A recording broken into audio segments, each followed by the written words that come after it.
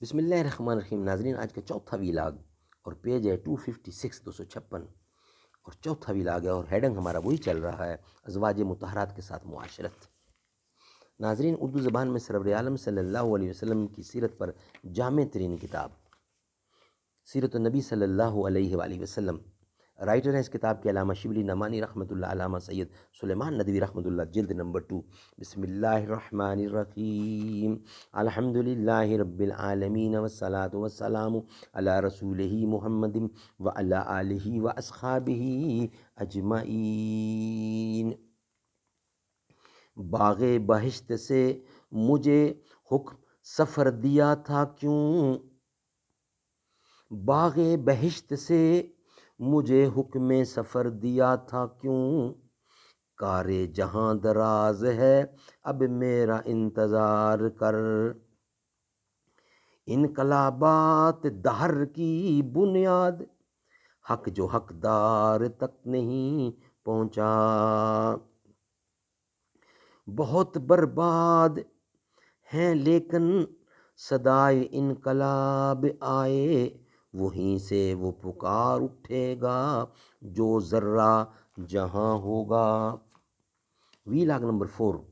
معمول تھا کہ ہر روز آپ تمام ازواج مطہرات کے گھروں میں جو پاس پاس تھے تشریف لے جاتے، ایک ایک کے پاس تھوڑی تھوڑی دیر ٹھہرتے، جب ان کا گھر آ جاتا جن کی باری ہوتی تو شب کو وہیں قیام فرماتے۔ یہ ابو داؤد کی روایت ہے۔ زرقانی نے حضرت ام سلمہ کے حال میں لکھا ہے کہ عصر کا وقت ہوتا تھا اور ابتدا حضرت ام سلمہ سے ہوتی تھی۔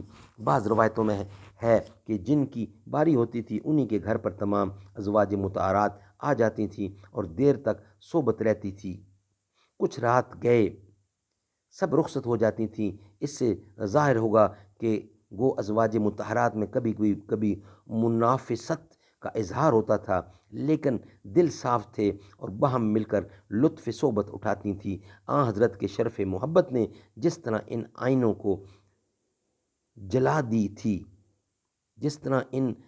کو جلا تھی، اس کا اندازہ افق کے واقعہ سے ہو سکتا ہے جس میں جناب عائشہ کو منافقین نے متہم کیا تھا۔ اس سے بڑھ کر حریفوں کے لیے انتقام کا کیا موقع مل سکتا ہے، لیکن باوجود اس کے غیر متعلق لوگ تہمت لگانے میں آلودہ ہو گئے تھے، تاہم ازواج مطہرات کا دامن صاف رہا۔ حضرت عائشہ کی حریف حضرت زینب تھیں، لیکن جب رسول اللہ نے ان سے استفسار فرمایا تو انہوں نے کانوں پر ہاتھ رکھ کر کہا، خاشیانہ محض تہمت ہے۔ حضرت عائشہ جب واقع افق کا ذکر کرتی تھی تو ہمیشہ حضرت زینب کی پاک دامنی کی شکر گزاری ظاہر کرتی تھی، چنانچہ بخاری کی متعدد روایتوں میں تفصیل مذکور ہے۔ ناظرین، انشاءاللہ اس کا اگلا حصہ ویلاگ نمبر 5 میں آپ کے سامنے لائیں گے۔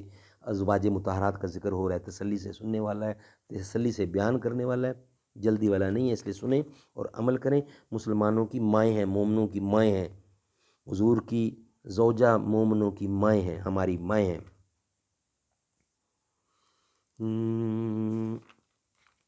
ہوگا ایک جلسہ حشر میں ایسا جس میں سرکار کی عظمت پہ خطابت ہوگی، صدر جلسہ ہمارا رب ہوگا، بلبل سید سدرا کی نکابت ہوگی، ہوگا سر مصطفیٰ کا سجدے میں جب پریشانی کے عالم میں یہ امت ہوگی، رب کہے گا یہ میرا وعدہ ہے، اس کو بخشوں گا تیری جس میں محبت ہوگی، میں پڑھوں گا قصیدہ قاسم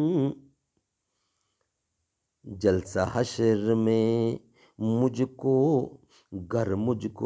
اجازت ہوگی، جلسہ حشر میں گو مجھ کو اجازت ہوگی، سن کے نعرہ لگائیں گے سنی، گر تو مشرک کے لیے دوری قیامت ہوگی۔